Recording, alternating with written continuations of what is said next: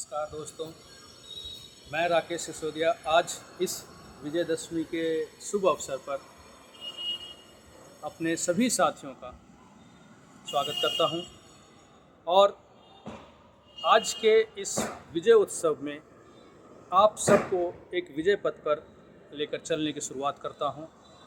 ये विजय पथ है बोल राका बोल।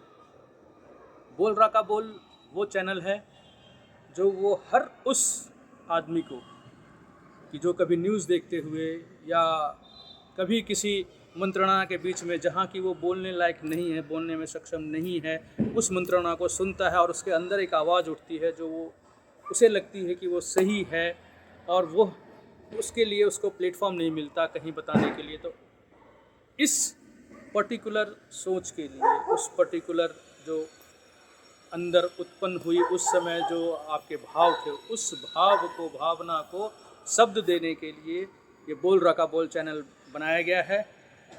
और आप भी बड़े आश्चर्यचकित हो रहे होंगे कि ये बोल राका बोल कैसा नाम है। बोल राका बोल एक्चुअली मैं राकेश सिसोदिया अपने बाल अवस्था में राका के नाम से जाना जाता था और राका लोग क्यों बोलते थे उसके पीछे एक कहानी है, मैं वो बताऊंगा आपको आज के इस वीडियो में। और वो जो बालक था वह बालक अंतर्मुखी था, इंट्रोवर्ट था, बोलता कम था, अंदर बहुत सारी भावनाएं रहती थी उसके और वो बोल नहीं पाता था। लेकिन अपने उस अंदर की आवाज़ को उसने दूसरे रूप में एथलेटिक्स में, पढ़ाई में और दूसरी चीज़ों में दिया, जिसके कारण कि वो जीवन में मैं आगे बढ़ पाया। राका की कहानी ऐसी है कि मेरे पिताजी एयरफोर्स में, और जैसा कि आप जानते हैं फ़ौज में और एयरफोर्स वगैरह में हर 3 साल, 4 साल, 5 साल में पोस्टिंग होती रहती है। आदमी बिस्तरा बांधता है और नए स्थान पे, नए जगह पे। शायद जो फ़ौजी है उसे उतना फ़र्क नहीं पड़ता होगा, उसके सारे मित्र, कोई बैचमेट है, कोई कोर्समेट है, रहता है। लेकिन जो बालक जाता है, जो बच्चे उनके साथ जाते हैं, उनके लिए बिल्कुल नया परिवेश होता है।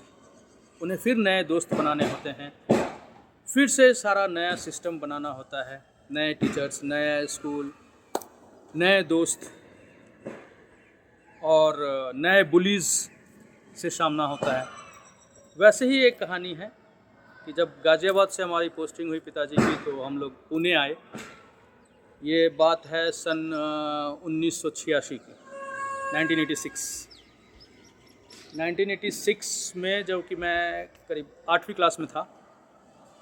जब वहाँ स्कूल में पहुँचा तो आगे के सारे बेंच तो पैलेस के बच्चों से फुल थे, पीछे के बेंच में जगह मिली, जाकर के बैठ गया। नया परिवेश, नए लोग, बड़े शांति से बैठा रहा। कुछ समझ में नहीं आ रहा था क्या बोलें क्या नहीं। उसी समय उस क्लास का जो बच्चा था, जो बुली जिसको आप लोग कहते हैं, हर क्लास में होता है एक दादा हर क्लास का, वो आया अपने 4-6 मित्रों के साथ और इस बालक को बुली करने लगा। मीन्स मुझे बुली करने लगा, राकेश सिसोदिया को।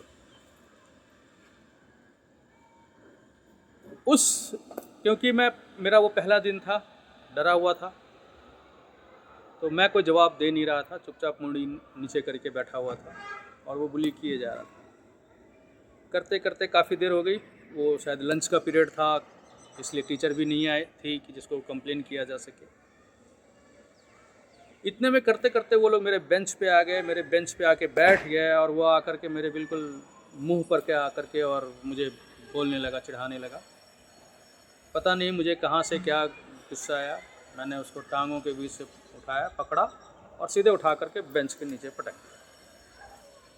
अब यह कार्य जो था किसी दादा के साथ करना, शायद बच्चों को, वहाँ के जो क्लासमेट्स थे मेरे, उनको ये आशा नहीं थी कि ऐसा कुछ होगा। और उसी दिनों एक कॉमिक आया हुआ था, चाचा चौधरी का जो कैरेक्टर था उनका, एक जुपिटर से आया हुआ प्राणी उनके साथ रहता था, साबू जिसका नाम था। तो कॉमिक आई थी जिसका नाम था साबू और राका की वापसी। और जब मैंने उसको उठा के पटका, सबके मुंह से अनायास ही निकला, राका आ गया, राका आ गया, राका आ गया। और उस दिन से अगले 5 साल जब तक मेरे पिताजी वहाँ रहे, मेरे सारे मित्र मुझे राका के नाम से ही जानते थे।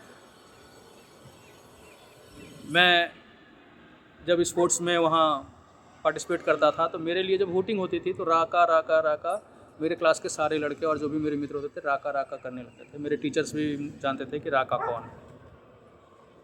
तो अब क्योंकि राका के मन में बहुत सारी बातें थी लेकिन वो उसे बोल नहीं पा रहा था, उसके मन के अंदर थी, सक्षम होते हुए भी नहीं बोल पा रहा था।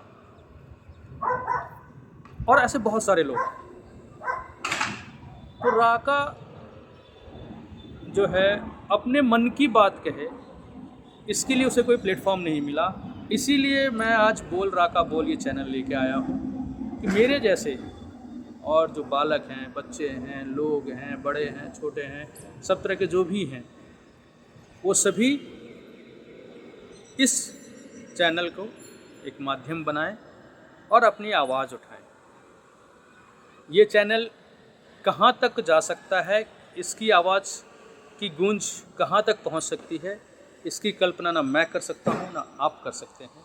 लेकिन ये आपका प्लेटफॉर्म है, इस पे आप आकर के अपने डीएम के माध्यम से मुझे अपने विचार लिखें, एक लाइनर कि इस पर्टिकुलर टॉपिक पे मैं बोलना चाहता हूँ, या मैं इस टॉपिक पे डिस्कशन चाहता हूँ, या इस टॉपिक पे आपसे कोई लाइव चाहता हूँ, तो आप मुझे बताएंगे और उस टॉपिक के ऊपर मैं लोगों के बीच जाऊँगा, उनकी बातें लूँगा, आप तक आऊँगा, आपसे बातें लूँगा और इस चैनल के माध्यम से उसको हम आगे प्रसारित करेंगे।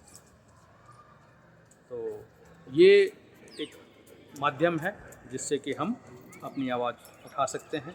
ये जन जन की आवाज़ है, बोल राका बोल सभी उस